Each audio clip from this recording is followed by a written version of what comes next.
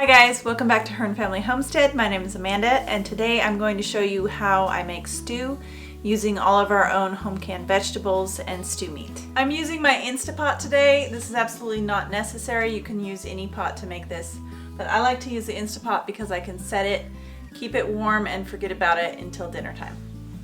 So the first thing I'm going to do is add some coconut oil. I've got about 2 tablespoons of coconut oil.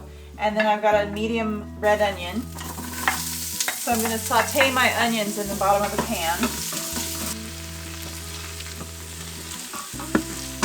Once the onions are cooked down a little and starting to turn translucent, then I'll add our potatoes.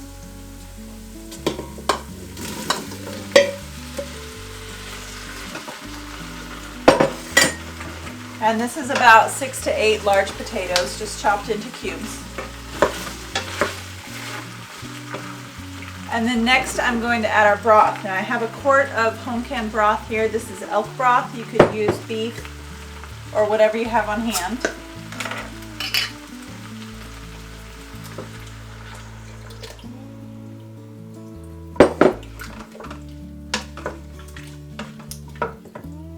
And I also have a quart of our stew meat.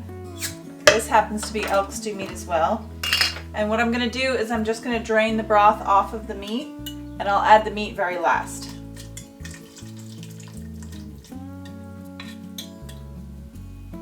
And the reason that I'm not adding the meat now is just because it has tenderized so much in the pressure canning process that you don't want it to fall apart in your stew.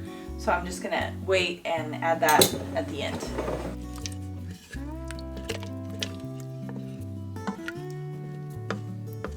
Now I'll let this warm back up to temperature and I'll let it cook until the potatoes are tender.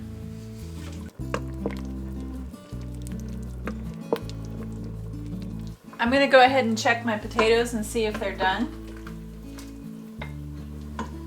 And what you want is you want them to be just tender enough to pierce with a fork and have the fork slide through really easy. It looks like these are done.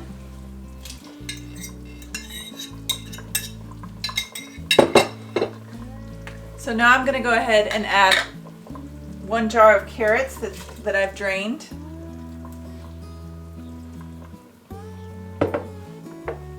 And then a jar of green beans that I've also drained. And I'll just stir those around and then I'll add some salt and pepper to taste.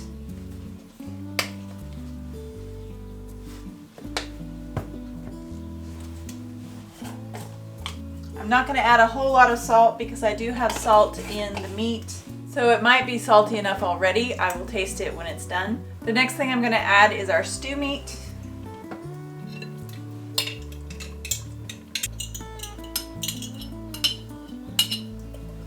And at this point I'm going to turn my pot down to low and just let it simmer and let all the flavors come out. And then at the end I will thicken it with some flour.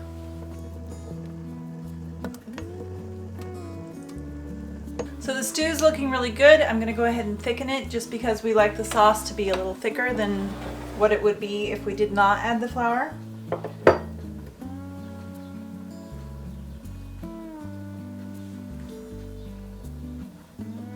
So that's about 4 tablespoons of flour, and I'm just going to stir that in really good.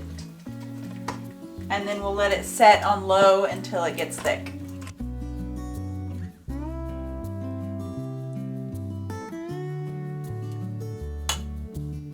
I hope you guys will try this recipe. You can absolutely make it from all store-bought ingredients. Be sure and subscribe if you're not already, and consider sharing this video to your social media accounts, and we will catch you on the next video.